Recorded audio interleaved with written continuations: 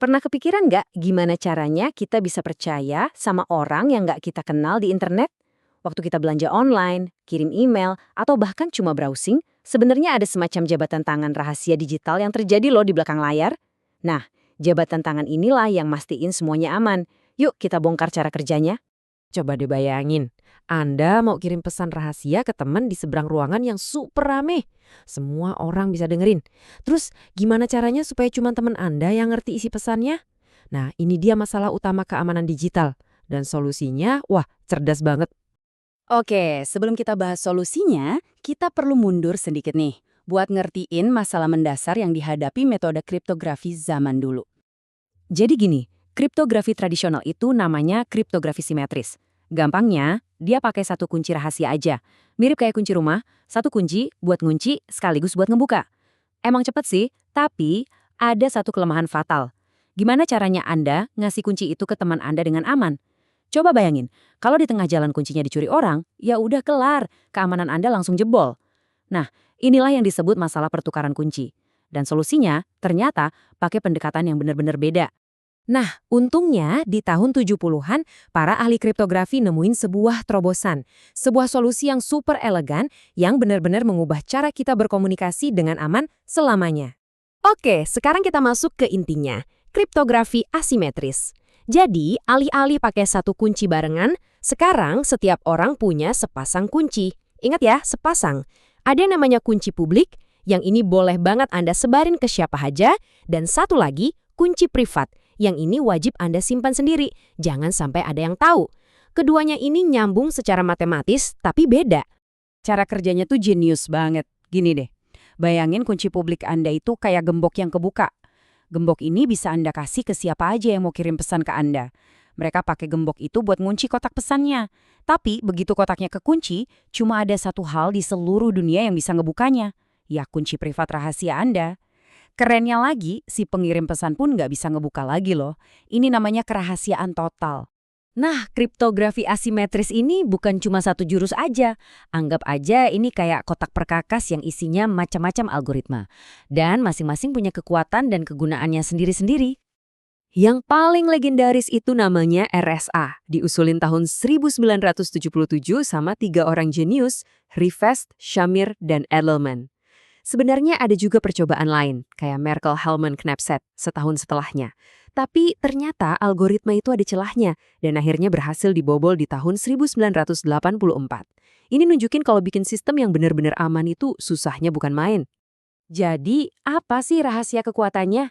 Intinya gini, semua sistem ini bergantung sama masalah matematika yang susah banget.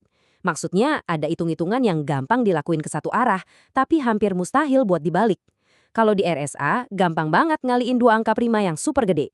Tapi kalau dikasih hasilnya terus disuruh nebak 2 angka primanya tadi, wah itu susahnya minta ampun. Nah, di sini konsep kekuatan kriptografi jadi kelihatan jelas banget. Coba lihat, biar tingkat keamanannya sama, kunci RSA itu harus panjang banget, sampai lebih dari 3.000 bit. Tapi ada loh pendekatan yang lebih efisien, namanya elliptic curve cryptography atau ECC. Dia bisa ngasih keamanan sekuat RSA, tapi kuncinya cuma 256 bit, jauh lebih pendek kan? Terus emangnya kenapa kalau kuncinya lebih pendek? Ya penting banget. Kunci yang lebih pendek itu artinya prosesnya lebih cepat dan nggak boros baterai. Makanya efisiensi ECC ini pas banget buat perangkat yang kita pakai tiap hari. Kayak handphone. Keamanannya tetap kuat, tapi nggak bikin HP kita jadi lemot atau boros baterai. Oke, sekarang kita bahas salah satu ide paling jenius di dunia kriptografi, pertukaran kunci Diffie-Hellman. Algoritma ini fungsinya bukan buat enkripsi data, tapi ini dia yang keren, memungkinkan 2 orang bikin kunci rahasia bersama di tempat umum tanpa ada yang bisa nebak. Gini analoginya, bayangin Alice sama Bob sepakat pakai warna dasar yang sama, misalnya kuning. Terus masing-masing dari mereka diam-diam nyampurin warna kuning itu sama warna rahasia mereka sendiri. Nah, hasil campurannya ini mereka tukeran di depan umum. Terakhir, mereka ambil campuran yang mereka terima, terus dicampur lagi sama warna rahasia awal mereka masing-masing. Hasilnya, ajaib, keduanya dapat warna akhir yang sama persis. Jadi sebuah rahasia baru, padahal warna itu nggak pernah dikirim secara langsung. Keren kan? Oke, jadi sekarang kita udah bisa kirim pesan rahasia. Tapi ada masalah lain nih. Gimana kita bisa yakin kalau pesan yang kita terima itu isinya asli, nggak diubah-ubah di tengah jalan? Nah, buat ini kita butuh yang namanya sidik jari digital. Sidik jari ini dibuat pakai sesuatu yang namanya fungsi hash. Anggap aja ini mesin khusus. Anda bisa masukin data apa aja, email, file, apapun, dan mesin ini bakal ngeluarin serangkaian kode unik dengan panjang yang selalu sama. Nah, kode keluaran inilah yang disebut message digest, atau yaitu tadi, sidik jari digital yang unik dari data aslinya. Biar aman, fungsi hash ini harus patuh sama beberapa aturan ketat. Bayangin aja kayak pesulap yang jago. Dia bisa ngambil data apa aja, mau segede galban atau sekecil upil, dan sidik jarinya pasti sama. Prosesnya juga cepat, tapi nggak bisa dibalik. Anda nggak bakal bisa nebak datanya dari sidik jarinya doang. Dan yang paling krusial, setiap sidik jari itu harus unik. Kalau Anda ubah satu titik aja di dokumen, sidik jarinya bakal berubah total. Benar-benar baru. Oke, kita udah ngobrolin masa lalu dan masa kini. Sekarang, yuk kita intip masa depan dan tantangan super besar yang udah menanti dunia kriptografi. Jadi gini, komputer yang kita pakai sekarang ini kan komputer klasik. Dia mikirnya pakai bit, yang pilihannya cuma 2, 0 atau 1. Nah, komputasi kuantum ini beda. Dia pakai yang namanya qubit. Dan si qubit secara ajaib bisa jadi 0, bisa jadi 1, atau bahkan keduanya sekaligus di waktu yang bersamaan.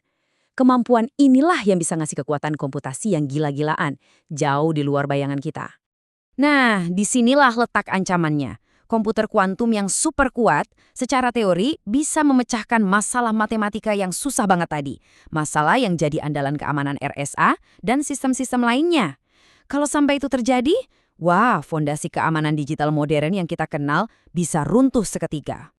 Mungkin Anda mikir, loh, komputernya kan belum ada. Kenapa harus panik dari sekarang?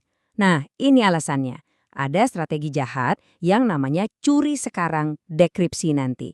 Para peretas bisa aja nyuri data Anda yang udah dienkripsi hari ini, disimpan baik-baik, terus mereka tinggal nunggu bertahun-tahun sampai komputer kuantum akhirnya bisa ngebobol enkripsinya. Artinya apa? Rahasia Anda hari ini bisa jadi bukan rahasia lagi di masa depan. Ini semua membawa kita ke satu pertanyaan terakhir yang cukup bikin merinding. Dalam perombaan abadi antara si pembuat kode dan si pemecah kode, apalagi dengan adanya ancaman kuantum di depan mata, pertanyaannya adalah, apakah rahasia digital kita ini bakal aman selamanya?